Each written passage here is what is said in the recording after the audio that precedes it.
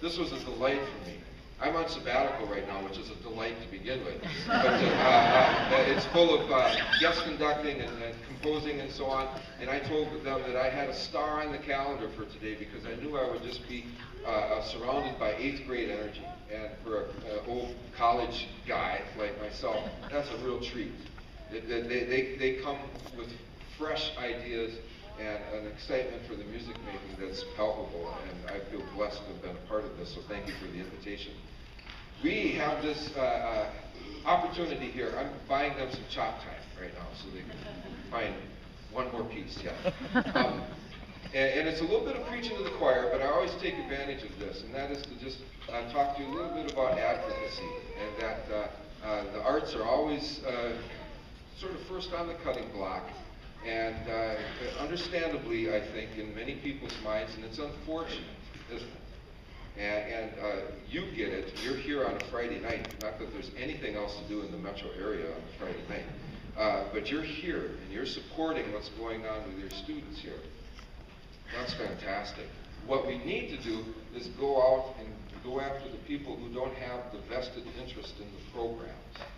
Talk to someone this weekend about what you've heard tonight, for example. It might be your neighbor, it might be someone you work with, grocery line, at church on Sunday, whatever. They need to hear as much as is humanly possible what great things are going on in the arts in your community and in the nation at large, obviously.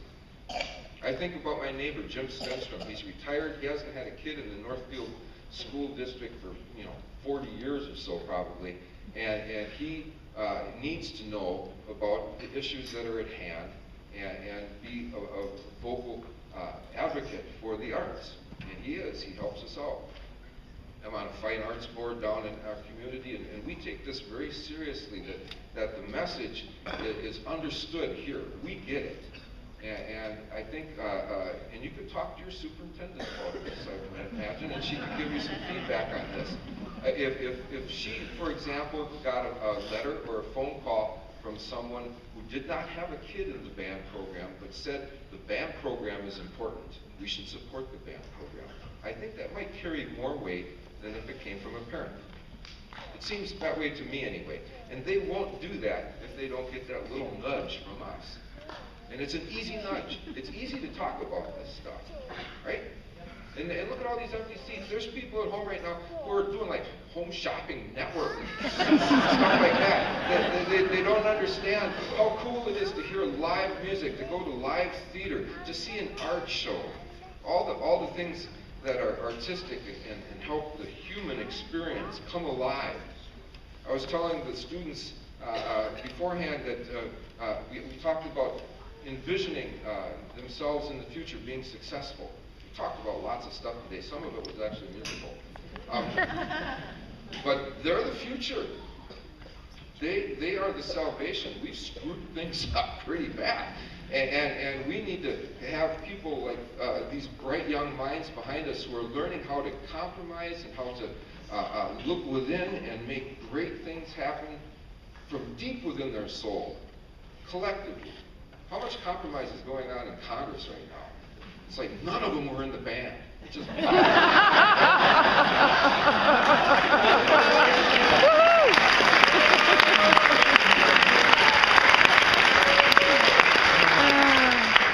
so we all can be a person of change here. We can make this happen. It happens one person at a time.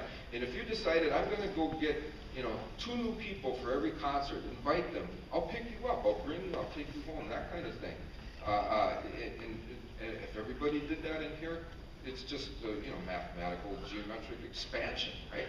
It works. It takes a little bit of effort, but it works, and it's worth it.